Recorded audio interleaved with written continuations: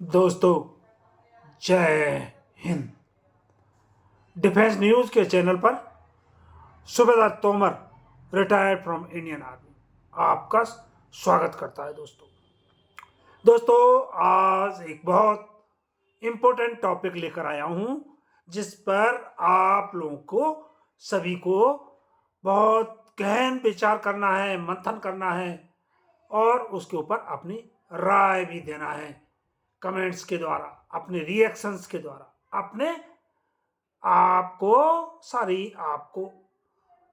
Option है आपके पास। Email से बोल सकते हैं, मेरे मोबाइल पे कांटेक्ट कर सकते हैं। तो दोस्तों, आपको सभी को पता है कि हमारे करीबन, वैसे तो ओआरओपी आंदोलन आज 12 साल से चल रहा है।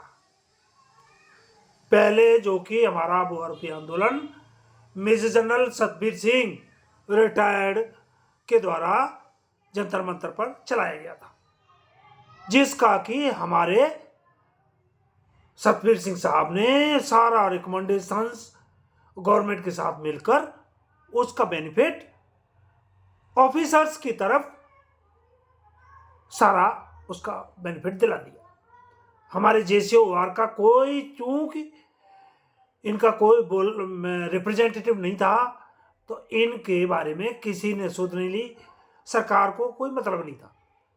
जो जैसी हमारे सतबीर सिंह साहब ने जो रिकमेंडेशन भेजी, उन पर उनको ऑफिसर्स की तरफ मुड़ी हुई थी, उसका बेनिफिट उनको मिल गया। रह गए हमारे जेसीओआर। तो इसकी वजह से हमारे जेसीओआर, जिनके साथ बहुत भेदभाव हुआ, जिसके साथ बहुत मनमानी ढंग से गवर्नमेंट ने गलत बर्ताव किया, तो उसके ऊपर हमारे जेसीओआर बहुत दुखी है और उसकी वजह से वो आज सड़क पर बैठे हैं। जंतर मंतर पर 10-12 महीने से वो आज उस अन्याय को दूर करने के लिए अपनी मांगे उठा रहे हैं और वो बता रहे हैं कि ओआरओपी की विसंगतियां, पीएमआर लोगों को ओआरओपी का लाभ न मिलना, मिलिट्री सर्विस पे का इक्वल न होना, डिसेबिलिटी पेंशन और फैमिली पेंशन बहुत कम जो दी जा रही है ऑफिसर्स और जेसीओआर में, बहुत बड़ा गैप है। इसके अलावा रिजर्विस्ट को भी बहुत मामूली पेंशन दी जा रही है। क्यों? उन्होंने क्या लड़ाई नहीं लड़ी? उन्होंने क्या सेना में काम नहीं किया? उनके साथ भेदभाव क्यों? और आखिरी में हमारे एक्स ग्रुप में जो लोग हैं, उनके साथ दो भाग कर दिए, उनके साथ भी भेदभाव किया जा रहा है। तो इसी के ऊपर व्यथित होकर हमारे जेसीओआर के द्वारा आज 10-12 महीने से एक आंदोलन चला गया। सभी को पता है, ओआरओपी जैसी भी दी, लूली लगड़ी दी, वो दी इस सरकार ने, बीजेपी सरकार। मोदी ने जो कहा था वो वादा पूरा तो किया, लेकिन अधूरा वादा पूरा किया। इसके उनको पता नहीं था। चूक 2019 में जब चुनाव होने वाले थे, तो कांग्रेस सरकार ने, आपको पता है कि एक 500 करोड़ का अनाउंसमेंट कर ओआरओपी के बारे में बोला था कि अगर हमारी सरकार बनी तो हम ओआरओपी हम देंगे। वो 500 करोड़ उन्होंने बजट में अलॉट किए थे। बट आपको सभी को मालूम है क्या 500 करोड़ में ओआरओपी का क्या मिलना था? 1 रुपए भी सारे पेंशनर्स के उसमें अकाउंट में इंक्रीज नहीं होना था। इसी समय चूंकि मोदी जी 2014 में, सॉरी, तो मोदी जी ने वो सोचा कि अगर ओआरओपी का मसला कांग्रेस के फेवर में चला गया, अगर पूर्व सैनिक कांग्रेस को फेवर कर गए, तो हो सकता है कि हम सत्ता में न आ पाए। तो वो मोदी जी ने उसको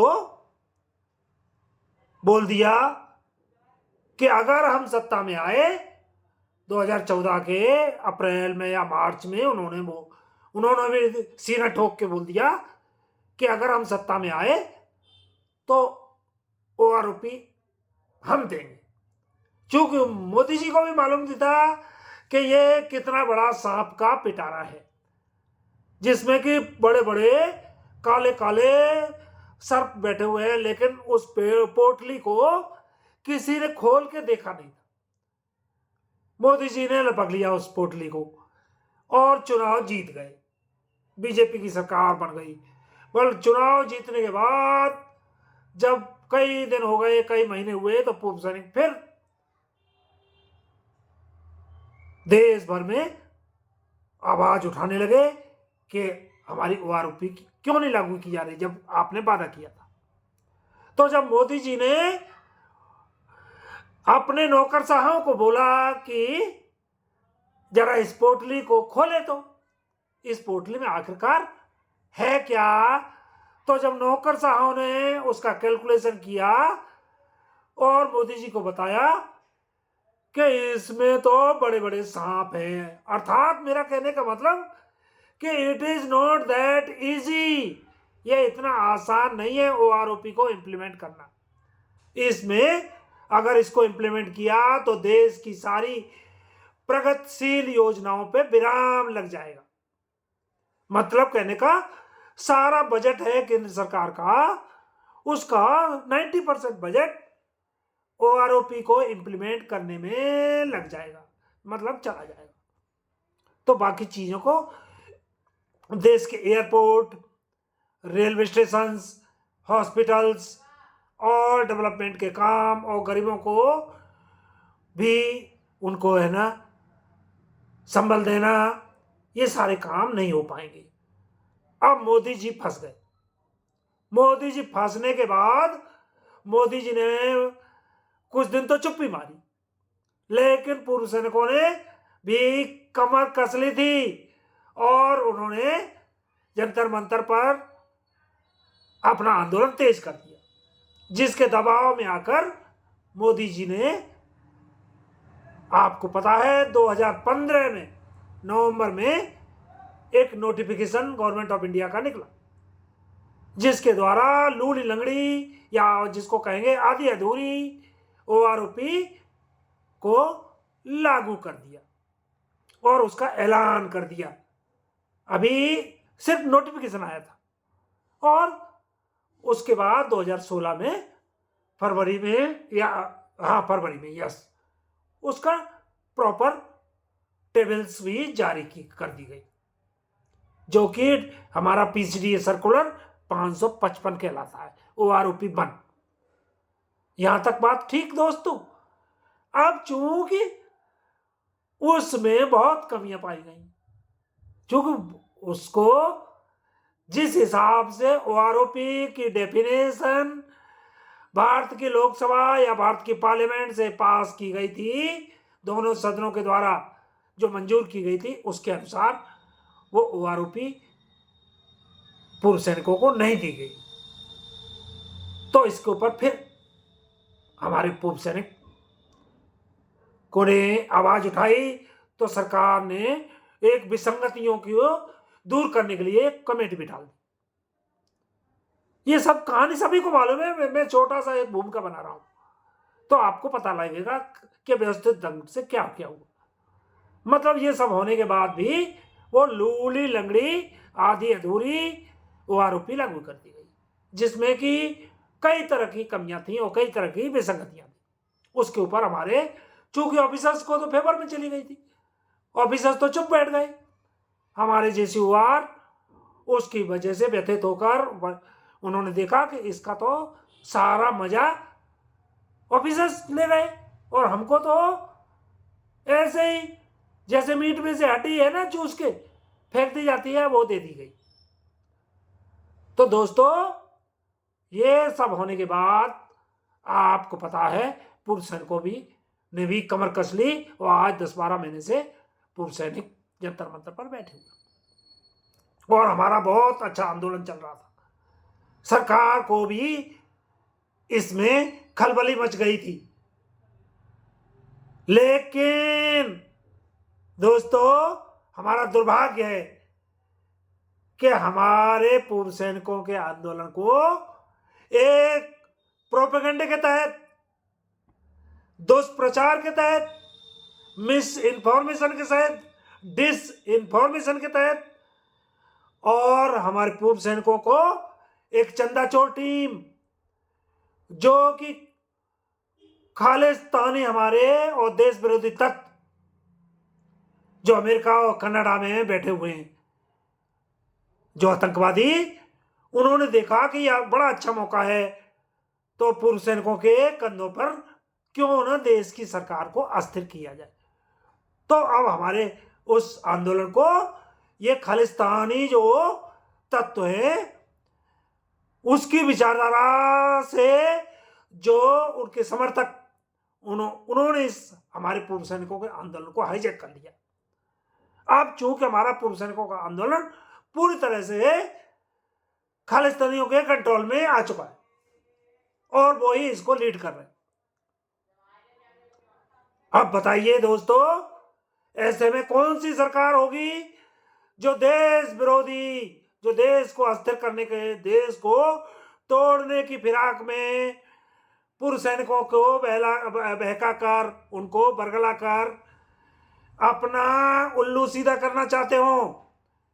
कौन सी सरकार होगी हमारी मांगों को मंजूर कर लेगी या हमारे प्रति सहानुभूति रखेगी? तो आप लोग दोस्तों देखिए, अब ये चंदाचोर, मक्का जालसाज उसको लीड कर रहे हैं, जो कि खालिस्तानियों की विचारधारा से ये इनका पूरा, उन्हीं की विचारधारा से ये प्रेरित है। तो दोस्तों, अब ये आपको बताऊं कि आपको मैं बताता हूं कि आप प्लीज पूर्व सैनिकों, इन खालिस्तानियों की चालों को, इनकी कुटिल चालों को समझो और इनके जाल में न फंसो। आप इनके जाल में फंसने से बचें, अन्यथा दोस्तों मैं आपको आगाह करता हूं कि ओआरओपी तो गई भाड़ में, आपको अपनी पेंशन से भी हाथ धोना पड़ सकता है अगर UAPA, unlawful activities prevention act की धाराओं में अगर आपके ऊपर केस अगर लाद दिया गया या उसमें फंसा दिया गया या आप फंस गए, तो कोर्ट और कचहरी के तो चक्कर लगाओगे ही, जेलों में तो जाओगे ही, पेंशन से भी हाथ धो बैठोगे। अब यहां आपको मैं एक और बात बताता हूं कि ये एक आतंकवादी के गेटअप में आपको डेली वीडियो बनाता है।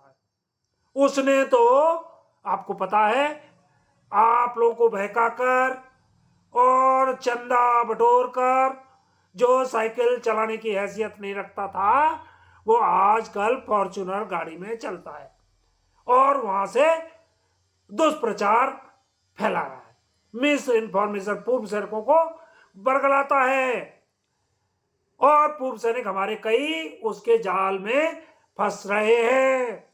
उनकी हर हरकत पर सरकार नजर रखे हुए है। तो दोस्तों आप सोचिए, आपको ध्यान दीजिए, आप पेंशन की जगह, ओआरओपी की जगह और कुछ मिलेगा, आपको पता है आपको दोस्तों।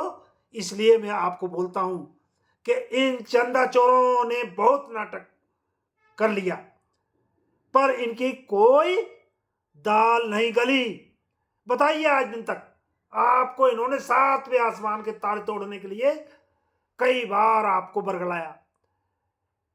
क्या इन्होंने आज दिन तक आपको किसी भी प्रकार का कोई चीज दिला सके? गवर्नमेंट ने इनका कोई चीज मानी नहीं। तो दोस्तों आप जरा सोचिए, इनकी कुटिल चालों में फंसने से बचिए।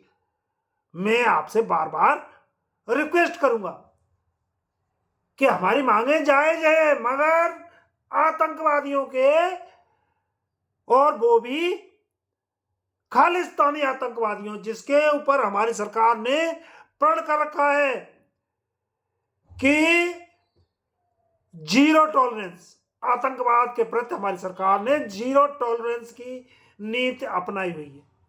तो दोस्तों, आप समझिए, आप सब लोग समझदार हैं, आपको लोग बच्चा नहीं है। 4 राज्यों में अभी जो चुनाव हुए आपने देख लिया, इनकी जो दुर्गति हुई, ये रोज रोज रोज छाती पीटते थे, चिल्लाते थे। वोट की चोट से देख लिया इनकी क्या दुर्गति हुई। अब इन्होंने वोट की चोट कहना बंद कर दिया है। दोस्तों सोचिए, ये इसी प्रकार आपको नए नए अभी नहीं तो कभी नहीं, हम भी कहते हैं, पूर्व सैनिकों के लिए जायज मांगे पूरी होनी चाहिए भारत सरकार से, मैं भी निवेदन करता हूं। लेकिन इन खालिस्तानियों से बचिए, इनके प्रचार से, इनके प्रोपेगेंडे से बचिए। अंत में मैं लास्ट में अपील करूंगा आपसे कि दोस्तों, कि खालिस्तानियों की कुटिल चालों में गुमराह न हो और उनके देश विरोधी एजेंडे में न फंसें, यानी उनके जाल में न फंसें। तो दोस्तों, आज के ब्लॉग में इतना ही। अगले ब्लॉग में फिर मिलेंगे। दी एंड। जय हिंद।